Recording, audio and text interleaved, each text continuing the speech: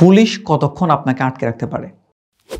একজন পুলিশ কর্মকর্তা বা একটা পুলিশ স্টেশনে কতক্ষণ একজন ব্যক্তিকে, অপরাধী হোক অথবা নিরপরাধী হোক, তাকে কতক্ষণ আটকে রাখার অধিকার রয়েছে? সাধারণত আমরা জানি যে পুলিশ আপনাকে কখন গ্রেপ্তার করে?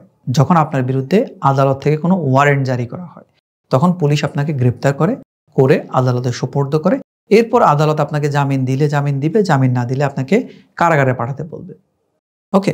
আবার অনেক সময় দেখা যায় যে পুলিশ আপনাকে হাতে নাতে গ্রেপ্তার করলো। হাতে নাতে বলতে কি? আপনার বিরুদ্ধে কোনো মামলা ছিল না, কিন্তু আপনাকে হয়তো পথে আপনাকে চোর, ছিনতাইকারী এইসব হিসেবে কেউ একজন সোপর্দ করলো। অনেক সময় দেখি না যে মোবাইল নিয়ে চলে যাচ্ছে, তখন লোকজন ধরে তাকে পুলিশের হাতে তুলে দিচ্ছে। অথবা ইনস্ট্যান্ট কোনো মার্ডার কেস হলো, তখন তাকে কি করলো? পুলিশ ওখান থেকে খবর পেয়ে ধরে নিয়ে গেল।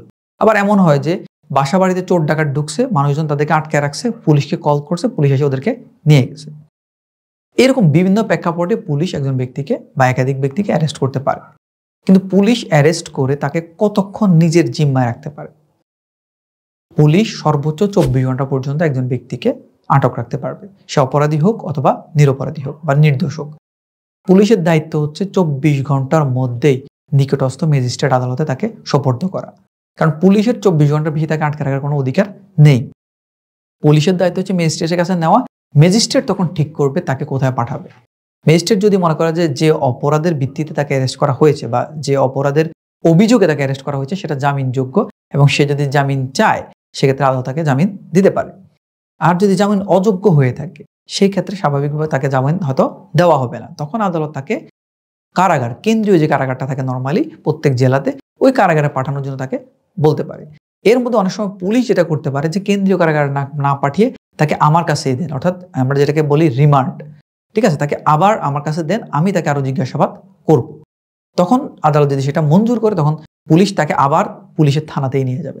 তখন চাইলে পুলিশ যত দিনের জন্য আদালত অ্যাপ্রুভ করবে, ধরুন 2 দিনের জন্য অ্যাপ্রুভ করলে 2 দিন তাকে পুলিশের স্টেশনে রাখতে পারবে, রেখে জিজ্ঞাসাবাদ করতে পারবে। 2 দিন পরে আবার তাকে আদালতে সোপর্দ করতে হবে।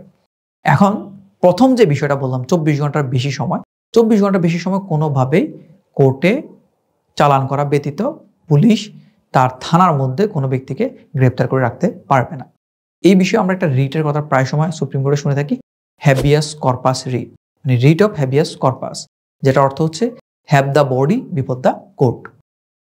অর্থাৎ 24 ঘন্টার মধ্যে যদি পুলিশ স্টেশন কোনো ব্যক্তিকে আদালতে সোপর্দ না করে তার জিম্মায় অর্থাৎ থানাতে তাকে আটকে রাখে, সেই ক্ষেত্রে তার এই কাজটার জন্য তার বিরুদ্ধে রিট করা যেতে পারে। রিট করে ওই ব্যক্তিকে মুক্ত করা যেতে পারে।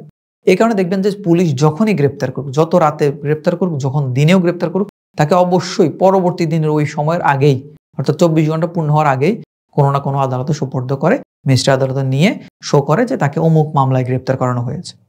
আমাদের দেশে অনেক প্রেক্ষাপট আছে যে গ্রেপ্তার করানোর সময় জানে না কোন মামলা তাকে গ্রেপ্তার করা হচ্ছে, পরবর্তীতে দেখানো হয় যে অমুক মামলায় হয়তো তাকে গ্রেপ্তার করা হচ্ছে।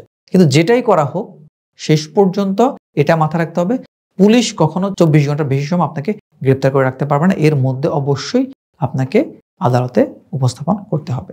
তারপর আদালত ডিসাইড করবে আপনাকে কি রিমান্ডে পাঠাবে, না জামিন দিবে, নাকি আপনাকে কারাগারে পাঠাবে। আশা করি বুঝতে পেরেছেন। ধন্যবাদ। আসসালামু আলাইকুম।